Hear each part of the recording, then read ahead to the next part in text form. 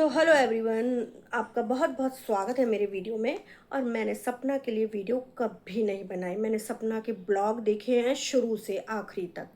मैंने भी देखा है कि क्या हुआ, किस प्रकार हुआ।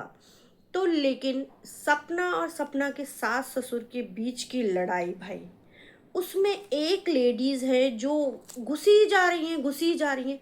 सपना के सास ससुर में जो भी झगड़ा होना है वो सपना जाने, सपना के सास ससुर जाने। लेकिन सपना के जो सपोर्ट में थी, कभी सपना के लिए बोल रही थी और सास ससुर के लिए अंट संट बोल रही थी, वो आज इतने गंद पर उतर आई हैं, इतने गंद पे। अरे भाई, मैं कहती हूँ कि सपना में लाख कमी सही है, लाख कमी होगी, लेकिन यार उसने भी अपने दो दो पति खोए हैं। सास ससुर का दुख कम नहीं है तो उसका भी दुख कम नहीं है, उसका भी बहुत ज्यादा दुख है। और एकदम से एक लेडी उठकर बोल रही है कि सपना गलत है, सपना के लिए सबूत लगाऊंगी मैं। इतना गंद, इतना गंद यार, हद होती है एक गंद की। और सास ससुर जो सुन रहे हैं वो सुन कैसे रहे हैं अपनी बहू के खिलाफ। भाई, उनकी बहू उनके खानदान की दो बेटियां पाल रही हैं, वो अपने अपने हिसाब से कर रही है। यदि वो, और यदि वो बेटियों को, तुम्हारी को पाल रही है, वो कुछ भी करके, कैसे भी करके, तो इतना गंद क्यों उछलवाना उसके लिए यार? उसने ऐसा क्या कर दिया जो इतना गंद उछलवा रहे हो तुम? मेहनत करके कमा खा रही है तो देख नहीं पा रहे भाई? जीने दो यार, जीने दो, उसको भी हक है जीने का। अपनी दो बच्चियों को पाल रही है, कमा खा रही है। क्यों जलन हो रही है, क्यों जलन? वो कुछ बोल नहीं रही भाई, कुछ बोल नहीं रही। अगर वो टाइटल लगाती है तो टाइटल से जलन होती है। यदि टाइटल के ऊपर बोला जाता है, वो कुछ नहीं बोल रही। और भैया, तुम सास ससुर उनके सपना के सुन कैसे ले रहे हो? अपनी बहू के खिलाफ है वो। तुम्हारी बहू को नचनिया बोल रही है कि नाचने वाले के संग था, उसके संग संबंध था, उसके संग था। इतना गंद गंद सुन कैसे ले रहे हो तुम लोग? तुम्हारे खिलाफ ऐसा भी कुछ नहीं बोल दिया सपना ने। माना मैंने कि सपना ने बहुत कुछ बोला, चलो, सास ससुर के लिए, लेकिन वो सपना और सपना के सास ससुर के बीच की लड़ाई थी। वही तीसरी लेडीज आकर उठकर इन्हीं के परिवार की बोल रही है कि तुम यहाँ पर क्यों चली आती हो, बड़ा दुख होता है उन लोगों को। तो तुम कौन हो? तुम कौन हो बोलने वाली? और तुम कहती हो कि भाई राजवीर भैया को इसने फंसाया है। तो राजवीर भैया कोई दूध पीते बच्चे नहीं थे जो फंस गए। राजवीर भैया वहीं रहते थे, वो देखते होंगे कि सपना कैसी है, सपना की कंडीशन कैसी है, सपना किस हाल में है। जब उनकी शादी हुई होगी, उनके सास ससुर ने खुद कहा है कि हम ये, उसकी तबीयत खराब रहती थी इसलिए हमने शादी करवाई है। तो फिर तुम कहाँ से कहने वाली कुछ हो गई? तुम क्यों आ रही हो बार बार बीच में कूद कूद के, इतना गंदा गंदा बोल के?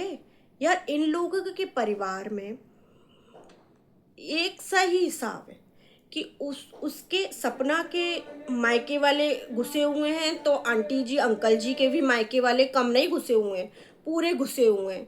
बस घर को बिगाड़ने में यहीं पर इनका हाथ हो, मतलब यहीं पर इनका घर बिगड़ गया है। क्योंकि इन दोनों के बीच में जो तीसरे लोग घुस गए ना, उनसे घर बिगड़ गया है। पर ये आके इतना बोलती है, सबूत लगाने के लिए कहती है, इतना कैरेक्टर को गिरा रही है, तो ये अच्छी बात है। इसके लिए तो सास ससुर को खड़ा होना चाहिए ना? नहीं, लेकिन और सपना को भी भाई, सपना को भी एक्शन लेना चाहिए कोई।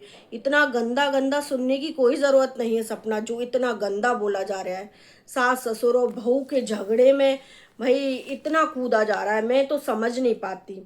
और मतलब कुछ अलग ही चल रहा है। इतनी धमकियां दी जा रही हैं, इतनी धमकियां सास ससुर के खिलाफ। सपना ने बहुत कुछ बोला है, चलो मैंने माना, लेकिन उसे भी भैया अपनी बेटियां पालनी है, उन बेटियों को भी बड़ा करना है अपनी माँ के लिए। ये सब सुनकर वो बच्चियां बड़ी होंगी हैं, वो कैसे सोशल मीडिया चलाएगी, कैसे करेगी सोशल मीडिया पे ये सब चीज़ होंगी, उसका दिमाग कैसा होगा? वो अपनी बच्चियों को भैया पाल रही है, उसको भी जीने का अधिकार है, जिंदगी जीने का। उनके पापा नहीं है, फिर भी सपना बहुत अच्छी परवरिश दे रही है, बहुत ज़्यादा अच्छी परवरिश दे रही है लोग। लेकिन अब तुम सपना के कैरेक्टर पर उंगलियां उठाओगे तो जीना मुश्किल हो जाएगा भैया किसी का। इतना तो सोचो कि किसी का इतना जीना मुश्किल कर दोगे।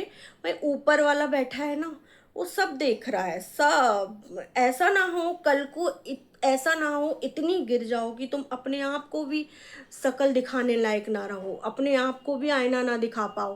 भाई इतना मत बोलो कि किसी के खिलाफ इतना मत बोलो कि इतना गंद उगलोगे, तुम होते कौन हैं गंद उगलने वाले? तुम इतना गंद उगल रहे हो उसके खिलाफ।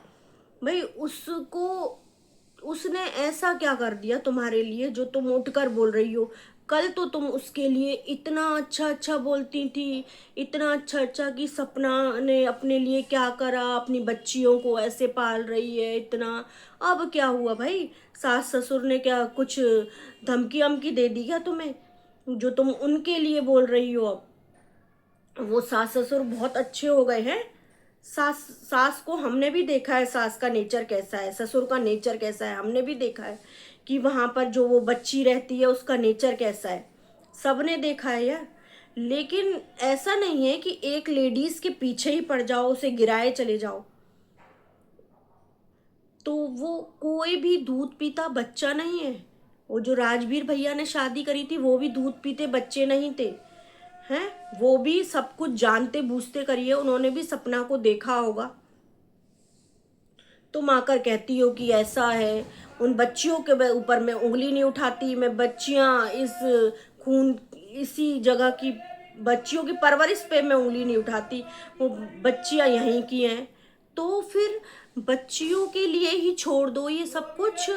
बच्चियों के ऊपर तुम्हें तरस आ रहा है तो हैं, बच्चे सबके होते हैं, ऐसी बात नहीं है।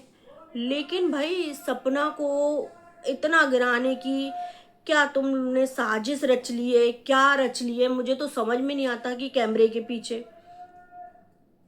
तो भाई सपना के लिए इतना मत गंद बोलो, इतना गंद मत बोलो।